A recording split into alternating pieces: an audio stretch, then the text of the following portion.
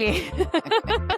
മാമിന്റെ ഈ ജോബിൽ ആക്ച്വലി നമ്മളൊക്കെ വല്ലപ്പോഴും ഇങ്ങനെ അസുഖങ്ങൾ, മാമിന്റെ ഒക്കെ പ്രൊഫഷനിൽ എവറി അതർ ഡേ ഡെവലപ്മെന്റ്, പുതിയ പുതിയ കാര്യങ്ങൾ വരുന്നു. അപ്പൊ നിങ്ങൾക്കും എപ്പോഴും you continuously reading and studying and understanding. ഞങ്ങൾ പെത്തോളജിസ്റ്റ് എപ്പോഴും പുസ്തകത്തിന്റെ ഉള്ളിലിരിക്കുന്നതാണ് കാണുക. ബിക്കോസ് ഒന്ന്, ഞങ്ങൾക്ക് പെട്ടെന്ന് റിപ്പോർട്ട് കൊടുക്കണ്ടല്ലോ പെത്തോളജി. പിന്നെ എല്ലാം ഭയങ്കര പെത്തോളജി പറഞ്ഞാൽ ഫൈനൽ ഡയഗ്നോസ് ആണ്. പിന്നെ അതിന് ഞങ്ങൾക്ക് രക്ഷയില്ല. അപ്പൊ നമ്മൾ നന്നായി അതിനെപ്പറ്റി നോക്കി വായിച്ച് ഒക്കെ നോക്കിയിട്ടാണ് നമ്മൾ റിപ്പോർട്ട് ചെയ്യുക.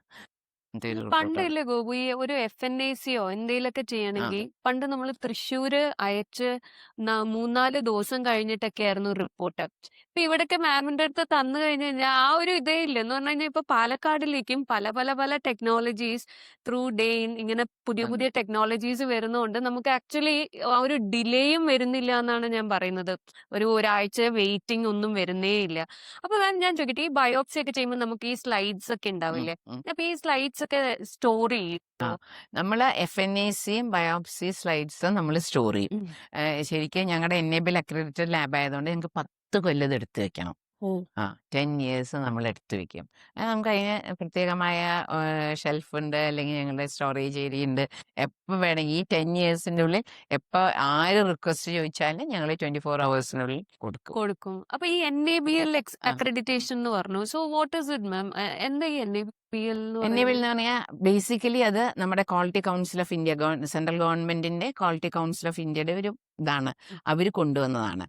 ലാബൊക്കെ എല്ലാ lab, because there are so many labs in and around അല്ലെ, എൻറ്റയർ ഇന്ത്യയിൽ തന്നെ പല പല ലാബുകളുണ്ട്. അപ്പൊ എല്ലാ ലാബിനെയും ഒന്ന് സ്റ്റാൻഡർഡൈസ് ചെയ്യണം. പിന്നെ എറേഴ്സ് വരാലോ, ഹ്യൂമൻ എറേഴ്സ്. ഒരു വഴി കൂടി നിങ്ങൾ ഇങ്ങനെ നടക്കൂ എന്ന് quality council of India 2 standard വെച്ചിട്ട് നമ്മൾ ചെയ്യും. ഒന്ന് ഇന്റർനാഷണൽ സ്റ്റാൻഡേർഡ്, പിന്നെ NABL അതൊരു ബോർഡാണ്. അവര് കുറെ നോംസ് വെച്ചു. ഇത് രണ്ടും കൂടി കമ്പൈൻ ചെയ്തിട്ട് they have reached a conclusion, you have to go like this. അപ്പൊ അതിൽ കൂടി പോയി കഴിഞ്ഞാൽ human errors will be very minimum. ഇല്ലാന്നൊന്നും പറയാൻ പറ്റില്ല. It can be, because we are using electronic instruments. അപ്പൊ ചിലപ്പോ ഒരു റാൻഡം എററൊക്കെ വരും. പക്ഷെ എന്നാലും അത് കണ്ടുപിടിക്കാൻ നമുക്ക് ഇതുണ്ട്. ഇത് പറഞ്ഞപ്പം പണ്ട് ഞങ്ങള് കോയമ്പത്തൂരിന്ന് ഇവിടെ വന്നപ്പം, that was like 12 years back. അന്ന് ഡെയിനൊന്നും ഇല്ല. അപ്പൊ ഞങ്ങൾ അന്ന് അറിയുന്ന ഒരു ലാബിൽ പോയി ബ്ലഡ് ടെസ്റ്റ് ചെയ്തു. ഇത് എന്താ പറയാ, കൊളസ്ട്രോൾ ചെക്ക് ചെയ്തു, ഞാനും ഹസ്ബൻഡും. അപ്പൊ ഞങ്ങൾ കുറേയും കൂടി യങ് ആണ്. അന്ന് ഞങ്ങൾക്ക് 2 പേർക്കും ഞങ്ങൾക്ക് നല്ല ഹൈ ഡയബറ്റീസും ഉണ്ടായിരുന്നു, അതുപോലെ തന്നെ കൊളസ്ട്രോളും ഉണ്ടായിരുന്നു. And we were shocked. Okay, അപ്പം ഞങ്ങള് ഭയങ്കര സങ്കടത്തിലായിരുന്നു. 2 പേർക്കും ഇത് വന്നല്ലോ എന്ന് പറഞ്ഞു. അപ്പൊ ഞാൻ മമ്മിയെ വിളിച്ച് പറഞ്ഞപ്പോൾ മമ്മി പറഞ്ഞു, വേറെ ഏതെങ്കിലും ഒരു ലാബിലും കൂടെ പോയി ടെസ്റ്റ് ചെയ്യൂ, എന്നിട്ട് നിങ്ങൾ ഇങ്ങനെ വറീഡ് ആവൂ. 2 പേർക്കും കൂടെ വന്നപ്പം ഒരു ഡൗട്ട്. അങ്ങനെ പോയി ഞങ്ങൾ വേറെ ഒരു ലാബിൽ ടെസ്റ്റ് ചെയ്തപ്പം ഞങ്ങൾക്ക് 2 പേർക്കും ഇല്ല. എന്നിട്ട് ഞാനിത് ഈ ലാബിന്റെ എഗൻസ്റ്റ് കേസ് കൊടുക്കാം എന്നൊക്കെ പറഞ്ഞിട്ട് ഞാൻ ഇവിടെ അഡ്വക്കേറ്റിനൊക്കെ പോയി കണ്ടിരുന്നു. അന്ന് പിള്ളേര് കുഞ്ഞതാ, ഞാൻ പാലക്കാടിലേക്ക് വന്നേ ഉള്ളൂ, എനിക്കറിയില്ല. അപ്പൊ എൻ്റെ ഒരു കസിൻ വഴിയാണ് ഞാൻ ഈ അഡ്വക്കേറ്റിനൊക്കെ പോയി കണ്ടത്. പക്ഷെ ദെൻ എനിക്ക് എവിടെയോ എന്തോ ഒരു മിസ്റ്റേക്ക് തോന്നി. എന്താന്ന് പറഞ്ഞു കഴിഞ്ഞാൽ പിന്നെ വാ ഇങ്ങനെ പറഞ്ഞ് നമ്മളൊരു 10 പ്രാവശ്യം പോകണം. അപ്പൊ പിന്നെ ഞാൻ അതങ്ങ് വിട്ടു. അപ്പൊ മാം ഈ NABL അക്രഡിറ്റേഷൻ എന്നൊക്കെ പറയുമ്പം ഞാൻ ഓർത്ത് എന്തോരം ഗൈഡ് ലൈൻസ് വന്നൂല്ലേ, അങ്ങനത്തെ ഒക്കെ ഒരു എറർ പോയി. ഞാനിപ്പൊ അന്ന് മെഡിക്കേഷൻ എടുക്കാൻ തുടങ്ങിയിരുന്നെങ്കിൽ എനിക്കൊരു അസുഖമില്ലാണ്ട് ഞാൻ അതിനെ എടുക്കേണ്ടി വരില്ലേ? അപ്പം ഇങ്ങനെയൊക്കെ ഇങ്ങനെയൊക്കെ ഫ്ലോസ് വന്നോണ്ടാണോ ഈ NABL എന്നൊക്കെ പറയുന്നത്? NABL വരാനുള്ള കാരണം അതന്നെയാണ്. ബിക്കോസ് പല പല മിസ്റ്റേക്സ് കാണുന്നുണ്ട് ഗവൺമെന്റ്. പിന്നെ എല്ലാം കൂടി ഒന്ന് സ്റ്റാൻഡർഡൈസ് ചെയ്യണമെന്ന്. പക്ഷെ NABL കൊണ്ടു നടത്താനും ഒക്കെ നല്ല പാടാ. പിന്നെ എഞ്ചു പറഞ്ഞ മാതിരി 12 years ബാക്ക് ഞങ്ങളുണ്ട്, പക്ഷെ ഞങ്ങളെ അറിയുണ്ടാവില്ല. ബിക്കോസ് ഞങ്ങൾ തുടങ്ങിയിട്ട് ഇപ്പൊ 26 years ആയി. ആണോ? 26 years ആയി. അപ്പോ നമ്മൾ അന്ന് ഞാൻ പറഞ്ഞില്ലേ, നമുക്ക് നമ്മൾ ചെയ്യണതാണ്, വേർഡ് ഓഫ് മൗത്ത് ആണ് ഏറ്റവും നല്ലത്. പക്ഷെ പിന്നെയാണ് മനസ്സിലാവേണ്ട, ഈ ലോകത്ത് വേർഡ് ഓഫ് മൗത്ത് കൊണ്ട് കാര്യമില്ല, പ്രത്യേകിച്ച് ഇന്നത്തെ സോഷ്യൽ മീഡിയയൊക്കെ ഉള്ളതുകൊണ്ട്. അപ്പൊ ഞങ്ങൾക്ക് അന്ന് ബോർഡ് ഡെയിന്റെ മുകളിൽ മാത്രമേ ഉള്ളൂ. അപ്പൊ ആൾക്കാരെ അറിഞ്ഞാൽ വരിക, അങ്ങനത്തെ ഒരു ഇതിൽ തന്നെയായിരുന്നു. പിന്നെ ബേസിക് എന്തുകൊണ്ട് അങ്ങനെ വാല്യൂ കിട്ടിയെന്ന് പറയാ, 5 കാരണങ്ങളാണ്. ഒന്ന്, മാൻ എന്ന് പറയുന്ന ചെയ്യണം. അവര് നല്ല ക്വാളിഫൈഡ് ആൾക്കാരാവണം, ട്രെയിൻഡ് ആൾക്കാരാവണം.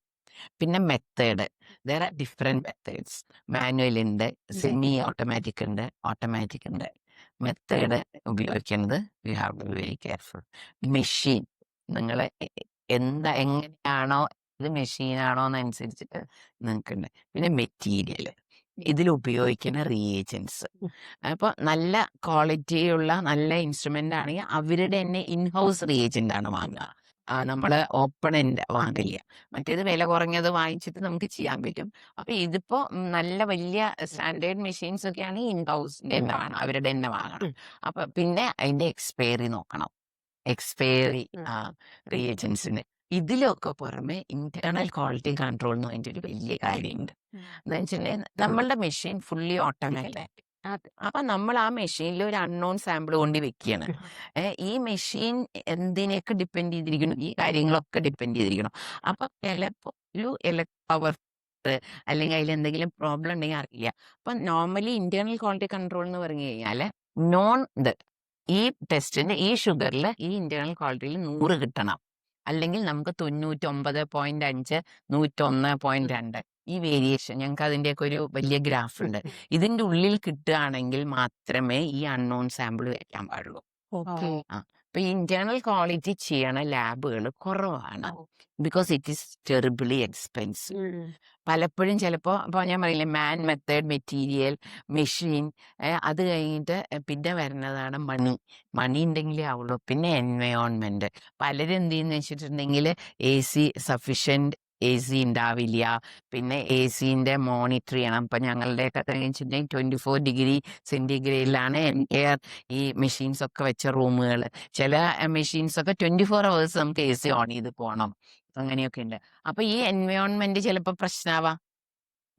അപ്പൊ ആ ഒരു കാരണത്തിലൊക്കെ നമ്മുടെ വാല്യൂ വ്യത്യാസം വരും. പിന്നെ ഏറ്റവും വേണ്ടത് internal quality control. Internal quality കൺട്രോളിൽ അവർ സ്പെസിഫിക് ഒരു ഇതുണ്ട്, LJ ചാർട്ട് നോക്കാം.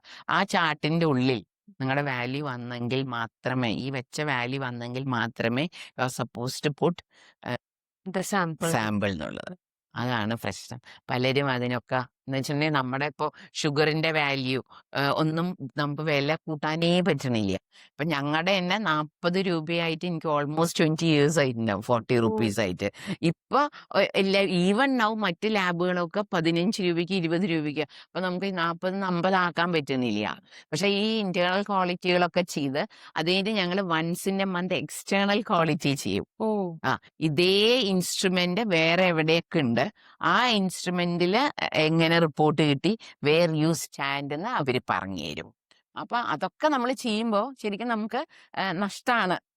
പക്ഷേ ഷുഗറും കൊളസ്ട്രോളും നമ്മളങ്ങനെ ഒന്നും ചെയ്യാണ്ട് അങ്ങനെ ഇരിക്കുക. ഇപ്പൊ ഈവൻ നമ്മളുടെ ഇതായിട്ട് പറയല്ല, എല്ലാത്തിനും വില കൂടിയല്ലോ.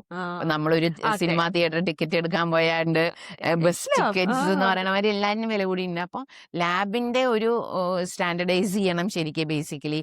അതേമാതിരി റേറ്റ്സ് ഒക്കെ സ്റ്റാൻഡർഡൈസ് ചെയ്യണം. സ്റ്റാഫിന്റെ എഡ്യൂക്കേഷൻ. ഇപ്പൊ നമ്മള് എന്താണ്, എല്ലാ മാസവും നമ്മളിവിടെ ക്ലാസ് എടുക്കും.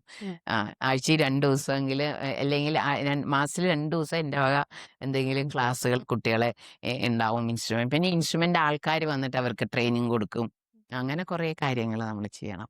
അപ്പൊ അതൊക്കെ അത്രയും ഇതാക്കാൻ ആവണം. പിന്നെ ഇപ്പൊ നമ്മൾ NABLന്റെ ഒരു പ്രത്യേകത എന്താന്ന് വെച്ചിട്ടുണ്ടെങ്കിൽ, ഇപ്പോ ഇന്ന് ഇക്കൊല്ലം ഞാൻ NABL എടുത്ത അടുത്ത കൊല്ലം ഡെസ്ക്ടോപ്പ് സർവേലൻസ് എന്ന് പറയും. നമ്മൾ ഈ ഒരു കൊല്ലത്തെ എല്ലാ ഡാറ്റയും അവർക്ക് അയച്ചു കൊടുക്കണം. പിന്നത്തെ കൊല്ലം അവര് വരും. ഓൾട്ടർനേറ്റ് ഇയേഴ്സിലാണ് അവർ പേഴ്സണലി വരിക. 3 ആൾ ഇവിടെ വന്ന് സ്ഥിരമായിട്ടിരിക്കും. അപ്പൊ 3 ദിവസം. അപ്പൊ എന്താന്ന് വെച്ചിട്ടുണ്ടെങ്കിൽ എല്ലാ വാല്യൂസും നോക്കും. അന്ന് 6 മാസം മുമ്പ് നമ്മൾ എങ്ങനെയായിരുന്നു, അല്ലാണ്ട് അപ്പൊ തട്ടിപ്പിടിച്ചിട്ട് കൊടുക്കാൻ പറ്റില്ല. അപ്പൊ we have to do everything in a very systematic. പിന്നെന്താ അറിയോ, രാത്രി ഉറക്കം വരണ്ടേ? എന്റെ ബ്ലഡ് മാതിരി തന്നെയല്ലേ എല്ലാവരുടെ ബ്ലഡും.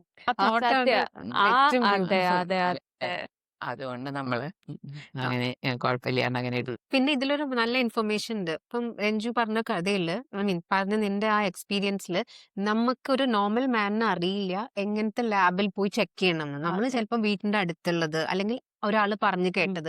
ഇപ്പൊ മാം പറഞ്ഞ ടേംസ് വെക്കുമ്പോൾ എന്ത് അക്രഡിറ്റേഷൻ ഉള്ള ലാബ്സ് ആണോ നിങ്ങൾക്ക് വേണ്ടത്, സോ നിങ്ങൾക്ക് അവിടെ പോവാം. സോ അവിടെ നിങ്ങൾക്ക് അറിയാലോ ഇത്രയും കാര്യങ്ങൾ ക്രൈറ്റീരിയ സാറ്റിസ്ഫൈ ചെയ്ത് മാത്രമാണ് ഇവർക്ക് ആ സർട്ടിഫിക്കേഷൻ കിട്ടുന്നത്. അതിന്റെ ബാക്കിലുള്ള വർക്കാണ് ഇപ്പം.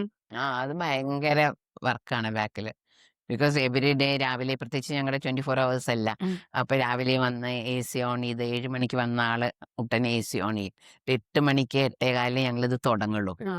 അപ്പോഴേക്കും എൻവയോൺമെന്റ് ടെമ്പറേച്ചർ മെയിൻറ്റെയിൻ ചെയ്യും. പക്ഷെ 1-2 റൂമുകളൊക്കെ നമുക്ക് 24 hours AC വേണ്ടതുണ്ട്. അപ്പൊ അത് ചെയ്ത്, പിന്നെ ഈ ഇന്റേണൽ ക്വാളിറ്റി ചിലപ്പം നമുക്ക് ചിലപ്പോൾ വാല്യൂ കിട്ടില്ല. അപ്പൊ അതിനൊക്കെ ഉണ്ട്. അപ്പൊ രണ്ടാമത് റിപ്പീറ്റ് ചെയ്യണം. റിപ്പീറ്റ് ചെയ്ത് കിട്ടാണ്ട് നമ്മൾ വെക്കില്ല. അതെ അതെ. അതിന് കുട്ടികളെ ട്രെയിൻഡ് ആണ് കുട്ടികളെ. മാം അതുപോലെ എനിക്ക് പേഴ്സണലി ഒരു ഡൗട്ട് വന്നു. എനിക്ക് അറിയില്ല ഇത് എത്ര റെലവെന്റ് ക്വസ്റ്റ്യൻ ആണെന്നൊന്നും അറിയില്ല. ഈ ചിക്കൻ പോക്സ് ഒക്കെ പോലെ നമ്മൾ എന്തെങ്കിലുമൊക്കെ ഇമ്മ്യൂണൈസേഷൻ എടുത്തിട്ടുണ്ടെങ്കിൽ അവർക്ക് പിന്നെയും ഇത് വാക്സിൻ എടുത്തു കഴിഞ്ഞാലും ചിക്കൻ പോക്സ് വരാറുണ്ട്.